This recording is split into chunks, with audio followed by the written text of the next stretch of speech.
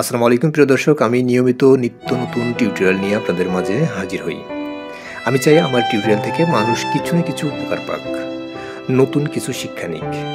মানুষ যখন অসহায় হয়ে পড়ে তখন সে দিশেহারা হয়ে পড়ে। সবচেয়ে কষ্ট হয় যখন সে আর্থিক অসচ্ছলতায় ভোগে। তখন সে আশা করে কেউ তাকে সাহায্য করুক, কিন্তু সেই সাহায্যের কথা না পারে বলতে, না পারে সইতে। আমরা দিন শেষে সবাই নিজেকে নিয়ে বড়ই ব্যস্ত থাকি, কিন্তু জীবনের শেষ বেলায় দেখা যায় আসলে কেউ কারো প্রকৃত আপন লোক নয়। যাই হোক, আজকের টিউটোরিয়ালটি মূলত তাদের জন্য যারা cancer, kidney, liver cirrhosis, stroke, paralysed, জন্মগত হৃদরোগ এবং থ্যালাসেমিয়া রোগে ভুগছেন। আমি আবারও বলছি, আজকের টিউটোরিয়ালটি মূলত তাদের জন্য যারা cancer, kidney, liver cirrhosis, stroke, paralysed এবং জন্মগত হৃদরোগ এবং থ্যালাসেমিয়া রোগে ভুগছেন। তো কিভাবে আপনারা আবেদন করবেন, কোথায় আবেদন করবেন, আবেদন করতে কি কি কাগজপত্র লাগবে, কত টাকা অনুদান পাবেন এবং কতদিনের মধ্যে পাবেন, তার সবকিছু আজকের ভিডিওতে দেখাবো। আজকের টিউটোরিয়ালটিকে মূলত দুইটি পার্টে ভাগ করা হয়েছে। প্রথম পার্টে ম্যানুয়ালি আবেদন ফর্মটি কিভাবে পূরণ করবেন সেটি দেখাবো, এবং দ্বিতীয় পার্টে অনলাইন আবেদন ফর্মটি কিভাবে পূরণ করবেন এবং কিভাবে সাবমিট করবেন সেই অংশটি দেখাবো। তাই যারা বা যাদের আত্মীয় স্বজন এরকম বিভিন্ন জটিল রোগে ভুগছেন, তারা আজকের এই ভিডিওটি মনোযোগ সহকারে দেখুন। তো ভিডিওটি শুরু করার আগে বলে রাখছি, এই ভিডিওটি আপনারা আপনাদের আত্মীয় স্বজন, বন্ধু বান্ধব বা যে কোনো প্ল্যাটফর্মে, ইউটিউব, ফেসবুক, ইনস্টাগ্রাম, লিঙ্কডইন, এই সকল প্ল্যাটফর্মে আপনারা বেশি বেশি শেয়ার করে দিন। কারণ আপনাদের একটি শেয়ারের মাধ্যমে cancer, kidney, liver cirrhosis, stroke, paralysed বা জন্মগত হৃদরোগ এবং থ্যালাসেমিয়া রোগে যারা আক্রান্ত হয়ে ভুগছেন দীর্ঘদিন যাবৎ, তারা সামান্যতম হলেও উপকৃত হবে। আপনাদের একটি শেয়ারের মাধ্যমে তারা এখান থেকে এই যে রোগের জন্য যে আর্থিক যে সাহায্যটি পাওয়া যায় তারা সেটি জানতে পারবেন এবং তারা সহজে সেখান থেকে আবেদন করতে পারবেন। তাই অবশ্যই আপনার ভিডিওটি বেশি বেশি শেয়ার করে দিন। দেখুন, প্রতি বছর আমাদের দেশে প্রায় 3 লক্ষ লোক এ সমস্ত রোগে মৃত্যুবরণ করে এবং 3 লক্ষাধিক লোক cancer, kidney, liver cirrhosis, stroke, paralysed, জন্মগত হার্ট বা থ্যালাসেমিয়া রোগে আক্রান্ত হচ্ছে। অর্থের অভাবে এইসব রোগে আক্রান্ত রোগীরা যেমন ধুকে ধুকে মারা যায়, তেমনি তার পরিবার চিকিৎসার ব্যয় বহন করে নিঃস্ব হয়ে পড়ে। সমাজ কল্যাণ মন্ত্রণালয় সমাজসেবা অধিদপ্তরের মাধ্যমে এই সকল রোগে আক্রান্ত গরিব রোগীদেরকে এককালীন 50,000 টাকা আর্থিক সহায়তা প্রদান করার লক্ষ্যে সামাজিক নিরাপত্তা কার্যক্রমের আওতায় কর্মসূচিটি বাস্তবায়নের জন্য এই কার্যক্রমটি বাস্তবায়ন করছে। তো আপনারা প্রথমে যে কোনো ব্রাউজার থেকে সার্চ বারে গিয়ে লিখুন service.msw.gov.bd। আমি আবার বলছি services.msw.gov.bd। তো এটি লিখে সার্চ দেওয়ার পরে আপনার সামনে সমাজ কল্যাণ মন্ত্রণালয়ের সমাজ কল্যাণ সেবা পোর্টালের একটি সাইট ওপেন হবে। তো এখান থেকে ডান সাইটে দেখবেন যে চিকিৎসা সহায়তা, cancer, kidney, liver cirrhosis, stroke, paralysed, জন্মগত হৃদরোগ এবং থ্যালাসেমিয়া, এই অংশের উপর একটি ক্লিক করবেন। তো এই অংশের উপরে ক্লিক করার পরে আপনাকে আরেকটি ইন্টারফেস নিয়ে যাবে। এখান থেকে আপনি ফর্ম ডাউনলোড এই অপশনটির উপরে একটি ক্লিক করবেন। ক্লিক করে আপনি ফর্মটি ডাউনলোড করে নেবেন। তো ফর্মটি ডাউনলোড করার পরে আপনি ফর্মের বিস্তারিত তথ্যগুলো সুন্দরভাবে পূরণ করুন। তো ফর্মে কি কি বিষয় আছে? ফর্মের প্রথম অংশে আছে আবেদনের তারিখ। আপনি আবেদনের তারিখটা এখানে ভালোভাবে লিখে দিন। এরপরে বরাবর উপজেলা সমাজসেবা অথবা শহর সমাজসেবা অফিসার আপনার উপজেলার নাম লিখবেন, এখানে জেলার নাম লিখবেন, বিষয়টি ক্যান্সার, কিডনি এটি যেটি দেওয়া আছে এটি থাকবে। এরপরে যতটুকু যেভাবে দেওয়া আছে ততটুকু সেভাবে থাকবে। শুধুমাত্র এখানে আমি বা আমার পুত্র বা কন্যা যার জন্য আবেদন করছেন সেই অংশটুকু এখান থেকে টিকমার্ক দিয়ে দিবেন, এবং যে রোগের জন্য আবেদন করছেন সেই অংশটিকে এখানে টিকমার্ক দিয়ে দেবেন। এরপরে আপনি এখান থেকে যে রোগের সংক্রান্ত আবেদন সেই রোগের অংশে একটি টিকমার্ক দিয়ে এখানে নিম্নের যে রোগীর নাম বাংলায় এখানে লিখবেন, জাতীয় পরিচয়পত্র অথবা জন্ম সনদ অনুসারে, এবং রোগীর নাম ইংলিশে এখানে ক্যাপিটাল লেটারে, জন্ম সনদ অথবা এনআইডি কার্ড অনুসারে লিখবেন। এরপরে রোগীর এনআইডি কার্ডের নম্বরটি এখানে বসিয়ে দেবেন অথবা পেশেন্টস বার্থ ডেট রেজিস্ট্রেশন নাম্বারটি এখানে বসিয়ে দেবেন।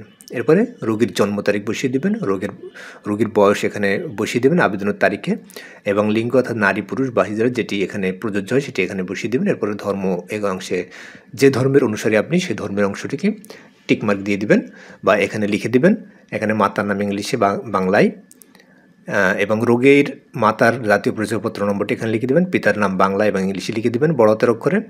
রোগীর মাতার জাতীয় পরিচয়পত্র নম্বর এখানে দিয়ে দিবেন, পিতার নাম বাংলায় এখানে দিয়ে দিবেন, পিতার নাম ইংরেজিতে বড় হাতের অক্ষরে এখানে দিয়ে দিবেন, পিতার জাতীয় পরিচয়পত্র নম্বরটি এখানে দিয়ে দিবেন এবং রোগীর জন্মস্থান, উপজেলা এবং জেলা উল্লেখ করে দিবেন।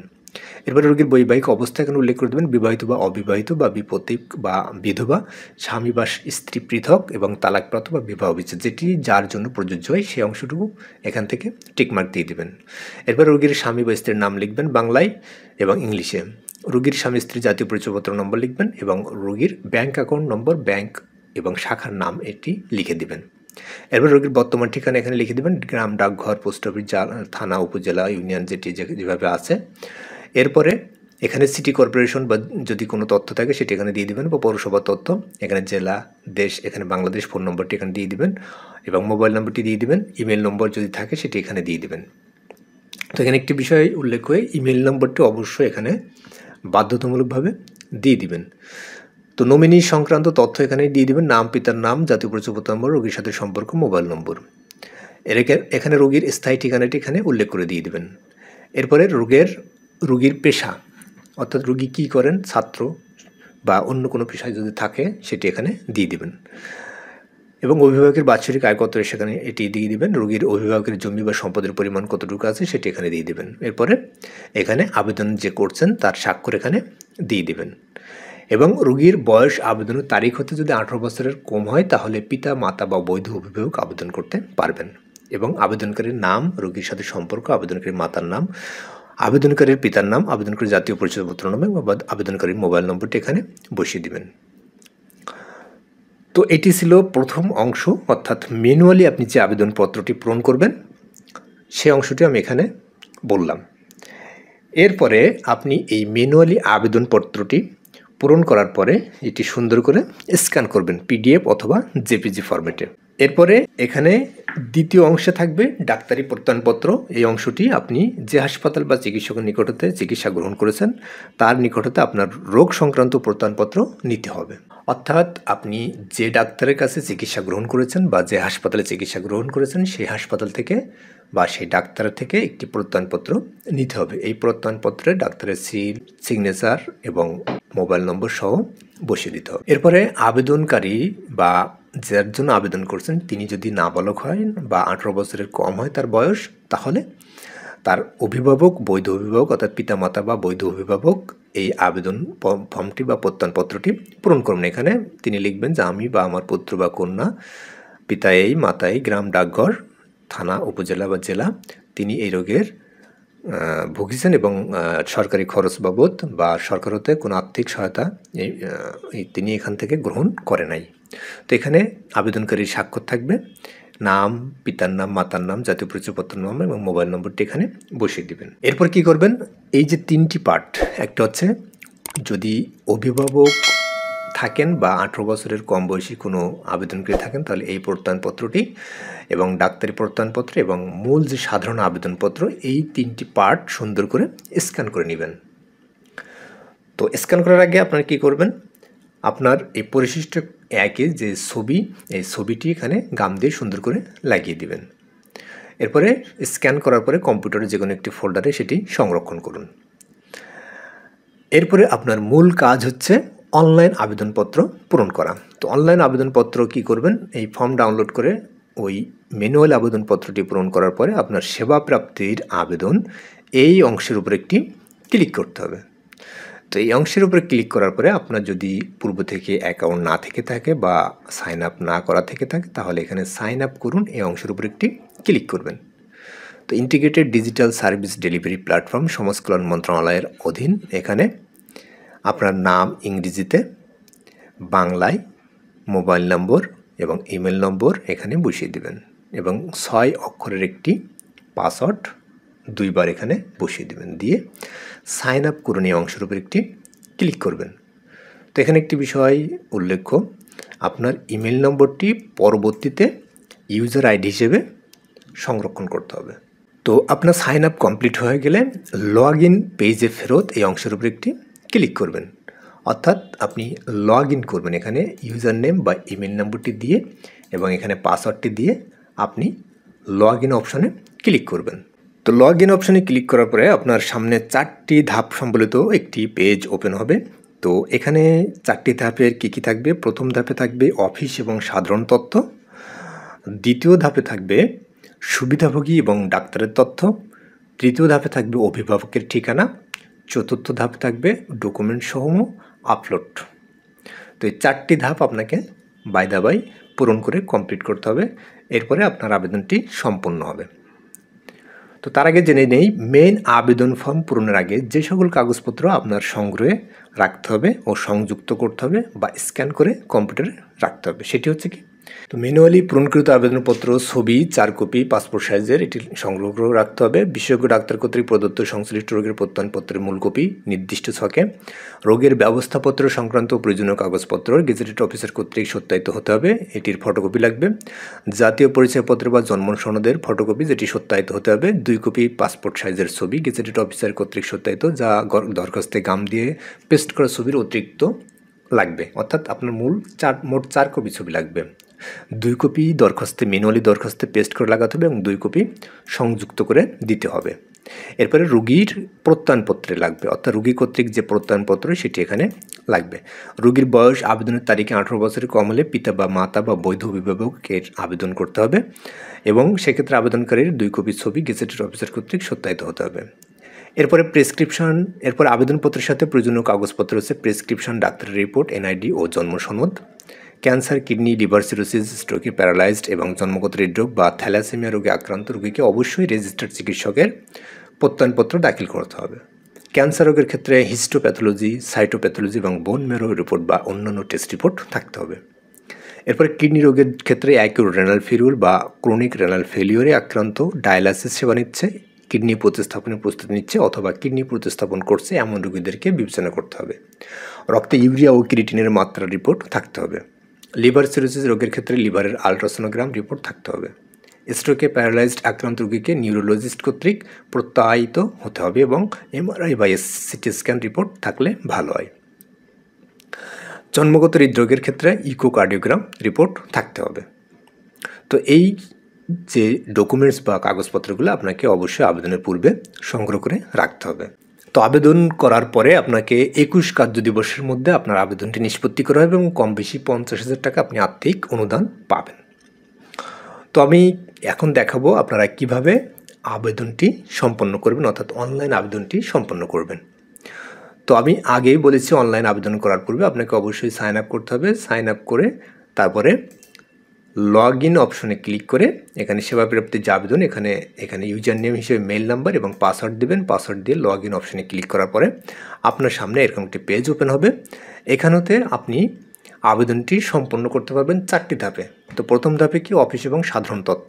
এখানে এলাকার ধরন নির্বাচন করুন, এখানে বিভাগ দিবেন জেলা, সংশ্লিষ্ট সমাজসেবা কার্যালয় বা অফিস। এখানে যে অফিসে আবেদন করতে ইচ্ছুক সে অফিসের তথ্যটুকু পূরণ করে দিবেন। দ্বিতীয় অংশে এখানে সাধারণ তথ্যে আবেদনের ধরন নির্বাচন করুন।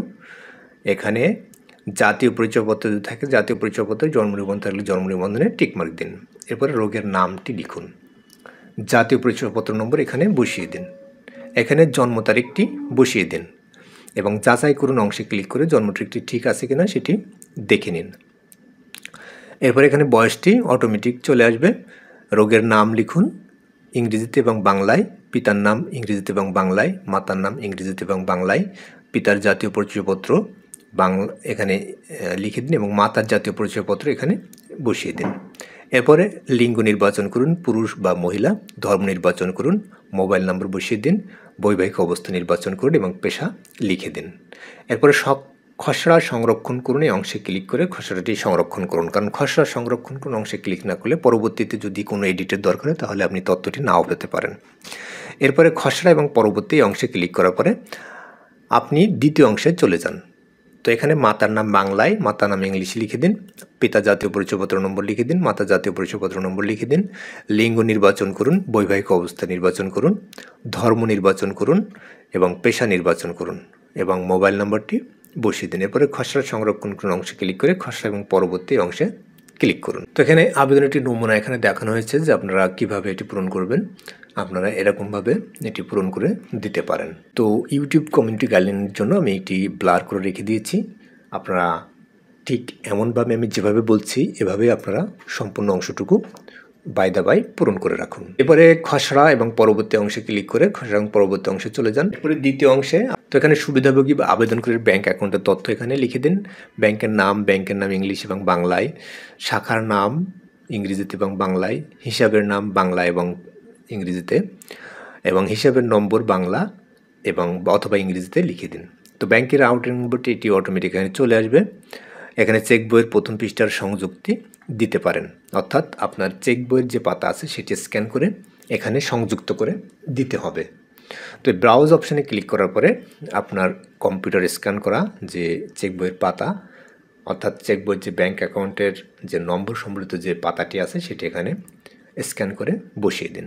এরপরে ডাক্তারের তথ্যে ডাক্তারের নাম বাংলায় এবং ইংলিশে লিখে দিন, ডাক্তারের পদবি ইংলিশে এবং বাংলায় লিখে দিন, ডাক্তারের মোবাইল নম্বর এখানে লিখে দিন এবং ডাক্তারের যে নিবন্ধন নম্বর অর্থাৎ বিডিএস বা ডাক্তারের যে নিবন্ধন নম্বরটি থাকে সেটি এখানে বসিয়ে দিন। এরপরে খসড়া সংরক্ষণ করুন এবং পরবর্তীতে খসড়া এবং পরবর্তী এই অংশে ক্লিক করুন। এরপরে অভিভাবকের ঠিকানা অংশে স্থায়ী ঠিকানা, এলাকার ধরন, বিভাগ, জেলা, সিটি কর্পোরেশন, ওয়ার্ড, গ্রাম এবং গ্রাম নাম ইংলিশ এবং বাংলায়, ডাকঘর এবং পোস্ট কোড বসিয়ে দিন। তো সর্বশেষ এবং চতুর্থ অংশে ডকুমেন্ট সমূহ আপলোড করুন। এই অংশে আপনি প্রথমে আবেদনপত্রটি পূর্বে স্ক্যান করা যে আবেদনপত্রটি আপনাকে কম্পিউটারে স্ক্যান করা রয়েছে সেটি এখান থেকে চুজ ফাইল অংশে ক্লিক করে আপলোড করুন। ডাক্তারের প্রত্যয়নপত্রটি চুজ ফাইল অংশে ক্লিক করে আপলোড করুন। এনআইডি কার্ডটি চুজ ফাইল অংশে ক্লিক করে আপলোড করুন।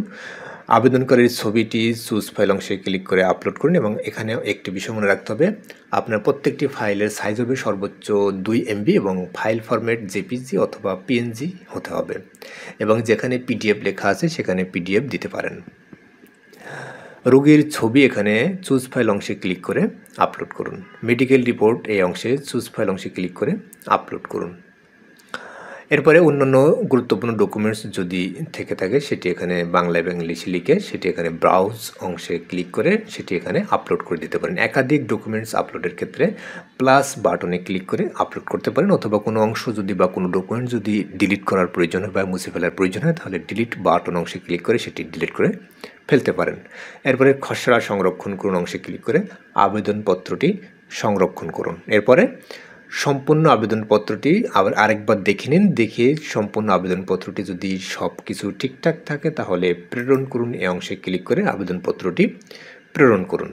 তো প্রেরণ বাটনে ক্লিক করার পর আপনার আবেদনটি সংশ্লিষ্ট কর্মকর্তাগণের নিকট পৌঁছাবে এবং সেখান থেকে যাচাই বাছাইপূর্বক আবেদনটি অনুমোদিত বা প্রত্যাখ্যাত হলে আপনি আপনার প্রদত্ত ইমেল ও মোবাইল নম্বরে আবেদনের অবস্থা সম্পর্কে জানতে পারবেন। তো এখানে আবেদন ফর্ম বলছে আবেদনকারী আবেদনের বিস্তারিত দেখতে পারবেন এবং আবেদনের তালিকা থেকে ভিউ বাটনে ক্লিক করে আপনি এখানে যে আবেদনের তালিকা আছে এখানে ভিউ বাটনে ক্লিক করে আপনি আপনার আবেদনটি দেখতে পারবেন। আপনি আপনার আবেদনপত্র সাবমিট করার পরে সফটওয়্যার লগ ইন করেও আপনার আবেদনের ট্র্যাকিং করা যাবে। এখানে আবেদন গৃহীত হয়েছে কিনা, প্রক্রিয়াকরণ করছে কিনা বা অনুমোদিত হয়েছে কিনা বা বিতরণ করা হয়েছে কিনা সেটি এখান থেকে দেখতে পারবেন। তো আপনার আবেদনপত্র সাবমিটের পরে আপনি 21 কার্য দিবসের ভিতরে আপনার আবেদনটি নিষ্পত্তি করা হবে, অর্থাৎ আপনার পেমেন্ট করা হবে এবং কম বেশি 50,000 টাকা আপনি আর্থিক অনুদান পাবেন, অর্থাৎ এটি 50,000 টাকার বেশি হতে পারে বা কম হতে পারে, এটি সম্পূর্ণ কর্তৃপক্ষের উপরে নির্ভর করবে। তো এটি ছিল সমাজসেবা অধিদপ্তরে cancer, kidney, liver cirrhosis, stroke, paralysed এবং জন্মগত হৃদরোগ বা থ্যালাসেমিয়া রোগের চিকিৎসা সহায়তার আবেদনের বিস্তারিত। আপনারা আশা করি বুঝতে পেরেছেন যে কিভাবে আপনারা আবেদনটি সাবমিট করতে পারবেন। আবেদনটি একটু জটিল হলেও আমি সহজে বোঝানোর চেষ্টা করছি যে আপনার আবেদনটি কিভাবে সম্পূর্ণ করবেন। প্রথমে আপনার ম্যানুয়াল আবেদনটি ডাউনলোড করে দেন এটি পূরণ করবেন এবং সেখানে ছবি বা যে অংশটুকু যেখানে যেভাবে পূরণ করার দরকার সেটি সেভাবে পূরণ করবেন। এরপরে সেটি স্ক্যান করে কম্পিউটারে সংরক্ষণ করবেন। এরপর অনলাইন আবেদনে অংশে ক্লিক করে অনলাইন আবেদনটি সম্পন্ন করবেন এবং যেখানে যে অংশটুকু আপলোড করার প্রয়োজন হয় সেখানে সে অংশটুকু আপলোড করে দিবেন, দেন অনলাইন আবেদনটি সাবমিট করুন। আবেদন সম্পর্কিত কোনো বিষয় যদি কারোর কোনো ডাউট থেকে থাকে বা সন্দেহ থেকে থাকে বা বুঝতে না পারেন তাহলে অবশ্যই কমেন্টস বক্সে লিখবেন, আমি আপনাদের সহযোগিতা করার চেষ্টা করব। এবং কেউ যদি আবেদন করতে না পারেন বা আবেদনে যদি কোনো সাহায্য লাগে তাহলে অবশ্যই আমাকে মেল করতে পারেন। আমি আপনাদের আবেদনটি সাবমিট করায় সহযোগিতা করব ইনশাল্লাহ। আপনি ভিডিওটি যদি অনেক মানুষের মাঝে শেয়ার করেন তাহলে যারা এরকম জটিল ক্যান্সার, কিডনি, লিভার সিরোসিস, স্ট্রোকে, প্যারালাইজড, জন্মগত হৃদরোগ বা থ্যালাসেমিয়া রোগে ভুগছেন, তারা আপনাদের এই একটি শেয়ারের মাধ্যমে এই ভিডিওটি সবার কাছে পৌঁছিয়ে যাবে এবং তারা এই সম্পর্কিত যে সাহায্যে, আর্থিক সাহায্যে বা আর্থিক অনুদান পাওয়া যায় এটি তারা জানতে পারবে এবং আপনাদের মাধ্যমে তারা উপকৃত হবে। তাই ভিডিওটি বেশি বেশি শেয়ার করে দিন। তো ভিডিওটি ভালো লাগলে অবশ্যই ভিডিওতে একটি লাইক, কমেন্টস ও ভিডিওটি শেয়ার করতে ভুলবেন না। তো সবাই ভালো থাকবেন, সুস্থ থাকবেন, এই প্রত্যাশায় এখানে শেষ করছি। আল্লাহ হাফেজ।